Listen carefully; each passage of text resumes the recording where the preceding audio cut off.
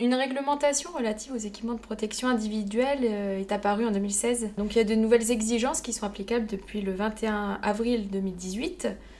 Donc quels sont les impacts pour les fabricants et pour les utilisateurs professionnels? Donc le risque bruit, il passe de catégorie 2 en catégorie 3. Donc c'est un risque mortel ou irréversible.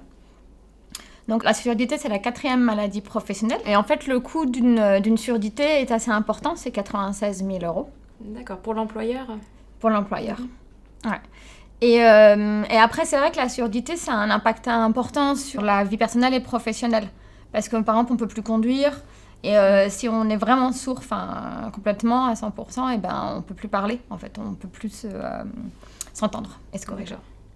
Et puis, donc, les impacts pour les fabricants, c'est en fait mise en place d'un système de la qualité.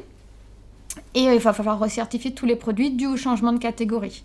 Pour l'utilisateur, c'est surtout pour assurer sa sécurité. D'accord. Et en tant que distributeur, nous devons contrôler que les fabricants appliquent bien ces nouvelles exigences aussi.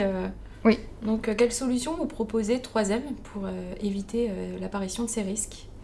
Donc, la première chose à faire, c'est en fait faire une protection collective. Donc, faire tout pour réduire le bruit à la source. Après, si tout ça, c'est pas possible, ou si on reste toujours au-dessus des seuils, il faut mettre en place les protections individuelles. Donc, chez 3M, on a plusieurs solutions. Donc, il y a des bouchons à rouler. Il y a des bouchons préformés. Ensuite, on a des casques passifs. Donc là, c'est le X4. C'est très léger, facile d'utilisation et très confortable. Et ensuite, on a aussi le Protac 3, qui est un casque qui permet, via ses petits micros, il permet d'entendre l'environnement. Donc, il capte les sons ambiants et les remettent dans des haut-parleurs à l'intérieur tout en écrêtant les sons. On ne dépasse pas les 82 décibels. Donc, on est protégé et en même temps, on entend ses collègues. D'accord. Et du coup, à partir de quel moment doit-on imposer le port des EPI aux employés? Donc du coup, il y a une directive bruit qui définit différents seuils. Et en fait, c'est 85 décibels, le port obligatoire des EPI, enfin des protections auditives.